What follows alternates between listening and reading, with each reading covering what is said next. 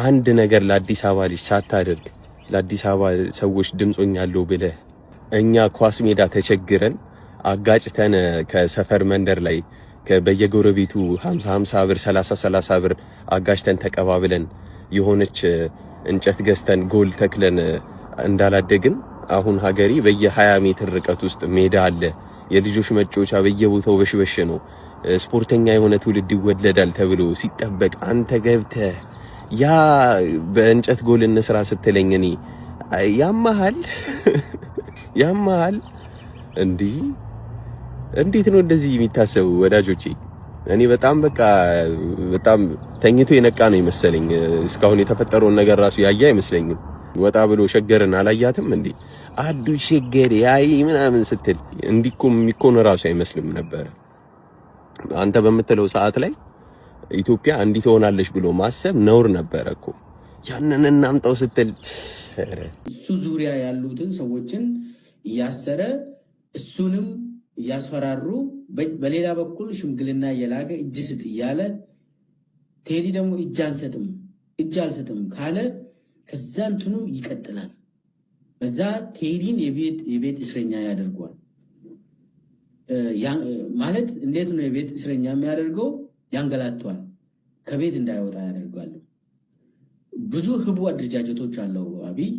እነኚህ ህቡ አደረጃጀቶች የቴዲ አፍሮ ቤት አካባቢ ይሄዳሉ፣ እሱን ይከተላሉ፣ በቅርብ ርቀት እንትን ያደርጋሉ። ከተቻለ ደግሞ በመኪና ማጋጨት ምናምን ይሞክራሉ። የተለያዩ እንትኖችን ከቤት እንዳይወጣ ያደርጋሉ እና የቤት እስረኛ በቤቱ የታሰረ ይደረጋል ቴዲ። ይሄ የአብይ እንትን ነው። ወይ ደግሞ ይነግሩታል በቀጥታ ከቤት እንዳትወጣ ከዚህ በኋላ ለምደርስብህ ኃላፊነት አንወስድም ይሉታል። ለምሳሌ አሁን አንድ ምሳሌ ልንገራችሁ። ዝም ብዬ አይደለም ይሄንን የማወራው። ለማ መገርሳ ልክ ከመከላከያ ሚኒስቴርነት ከተባረረ በኋላ ከቤት እንዳይወጣ ተደረገ።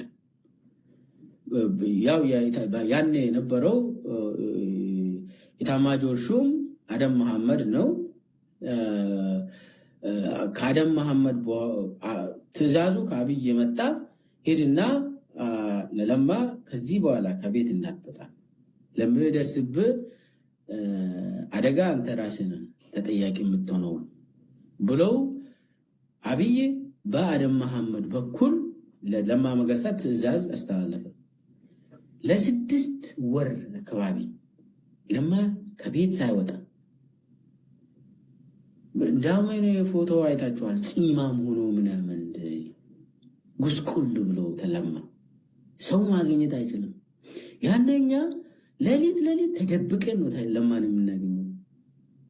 እሱም ሞባይላችንን ቤት አስቀምጠን ታክሲ እንትን ላዳ ይዘን ክትትል እንትናችን ለውጠን ማስክ ምናምን ያኔ ነበርና ሱሱን እንትን አድርገን በላዳ እዛ ሄደን ቤቱ ገብተን ሰላም እንለው ነበር።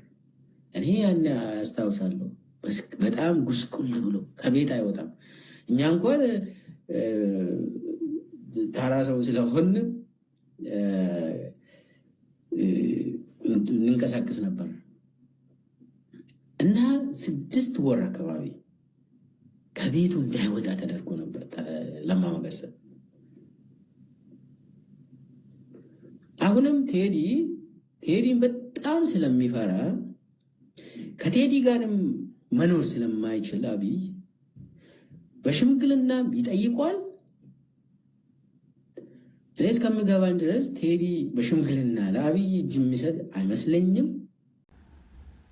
ለኔ ጀግንነት ማለት ለጋምቤላ ልጃገረዶች ናት ባሮ ብሎ መዝፈን ሳይሆን ለኔ ጀግንነት ማለት ለጋምቤላ ልጃገረዶች ትምህርት ቤት መገንባት ነው። ለኔ ጀግንነት ማለት ሐሳብን በሐሳብ ጠረጴዛ ላይ መወያየት ነው።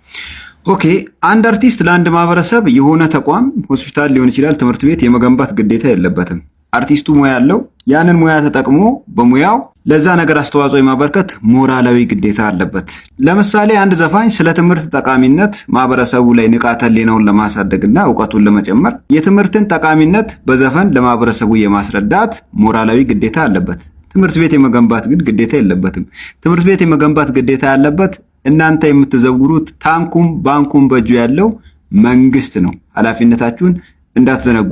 ቴዲ ናት ባሮ ብሎ በመዝፈኑ እኔ ባሮን የመጎብኘት ጉጉት አድሮብኛል። ስለዚህ ናት ባሮ በማለቱ ብቻ ባሮ ምንድነው፣ ባሮ ወንዝ ምን አይነት ነው ብሎ በሰው ዘንድ ባሮ ወንዝን የመጎብኘት ጉጉት አሳድሯል። ስለዚህ ቱሪዝሙ ላይ የራሱ የሆነ ተጽዕኖ አለው ማለት ነው። ሐሳብን በሐሳብ ያልሽው ጥሩ ነው፣ እንደ ሐሳብ አንስታችሁታል፣ ግን አክቹአሊ አተገብሩትም። አሁን እያሳደዳችሁት ነው። ፕላስ በዙሪያው ያሉ ሰዎችን እያሰራችሁ ነው።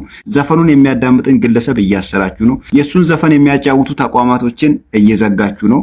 በተጨባጭ እያየን ባለው መሰረት ማለት ነው። ስለዚህ ሐሳብን በሐሳብ የመሞገት አቅሙም ዝግጁነቱም የላችሁም። ሐሳብ አንስተዋል። ሰው ተጨቆነ ብሏል። ሰው ሞተ ብሏል። ሀገር በዚህ ምክንያት እንደሞተች ይሰማኛል ብሎ ሐሳቡን አቅርቧል።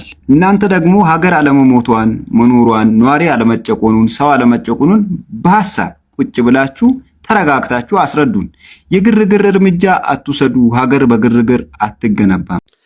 የቴዲ አፍሮ ስቱዲዮ ተዘርፏል። ዛሬ ልትገረም ትችላለህ። ዘፈን ይሄን ያክል ፓወር አለው።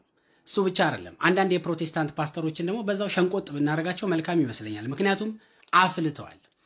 እንግዲህ ቴዲን የሚመለከተው ነገር እንግዲህ ዛሬ ስቱዲዮው ሙሉ ለሙሉ ተዘርፏል።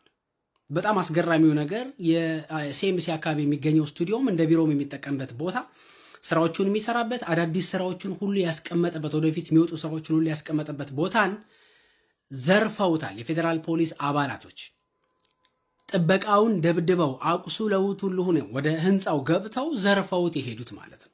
አህያን ለምንድን ነው አስፋልት ላይ የምትሸኙ ሲሏት ጅብን ጎርፎ ነው እንዲወስደዋለች ይባላል።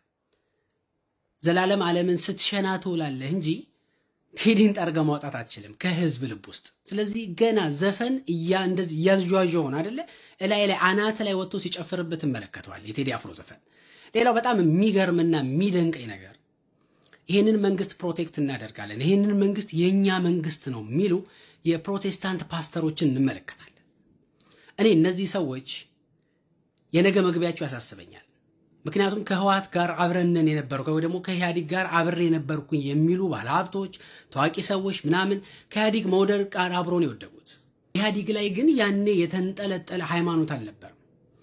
አሁን እኔ የፕሮቴስታንት አንዳንድ ፓስተሮች ላይ ማስተውለው ፕሮቴስታንት እምነትን ከአብይ አህመድ ጋር ከብልጽግና ጋር የማጣበቅ አባዜ እመለከታለሁ። እኔ ይህንን ነገር ሀይ መባል ያለበት ይመስለኛል። ምክንያቱም ከአብይ መውደቅ ጋር አብሮ ተጠያቂነትም ይመጣል። ደጋግሜ ተናግሬያለሁ። ከአብይ መውደቅ ጋር አብሮ ተጠያቂነት ይመጣል። ዳስጣል ምናምን የሚል ሙዚቃ ስተነትኑ የምትሉ ስብከታችሁን አቁማችሁ ክርስቶስን መስበክ አቁማችሁ በየፕሮቴስታንት ፓስተር አዳራሽ ውስጥ የቴዲ አፍሮን ዘፈን ስትተነትኑ የምትሉ ፓስተር ነኝ የምትሉ ሰዎች ማፈር ይገባቸዋል። ሲጀመር ከተሰማችሁት ዘፈን አንሰማም መስሎኝ የመጀመሪያ መርሃችሁ ዘፈን ስትተነትኑ ይዋላችሁ የአብይ አህመድን መንግስት እንከላከላለን የኛ መንግስት ነው ማለት ነገ አብሮ ከአብይ ጋር መውረድ ያስከትላል። እዚህ ሀግ በሉ። ሰው ቀልድ ሲያምረው ፍልፍሉን ሳይሆን የፕሮቴስታንት ፓስተሮች የተናገሯቸውን የሚያይበት ጊዜ ላይ ደርሷል እኮ አይደል? ይሄን በቅጡ ማስተካከል ሲገባ የኔ መንግስት ነው ይሄ የኔ ሃይማኖት ይሄንን መንግስት ይመስላል ብሎ ማለት ነገ ከባድ ወንጀል ውስጥ እንደመዘፈቅ ደጋግመን የምንናገረው ጆሮህ ይያዝልሃል። ነገ ከአብይ እኮ ዛሬ የምታሽቃብጥ የሃይማኖት አባት በጠቅላላ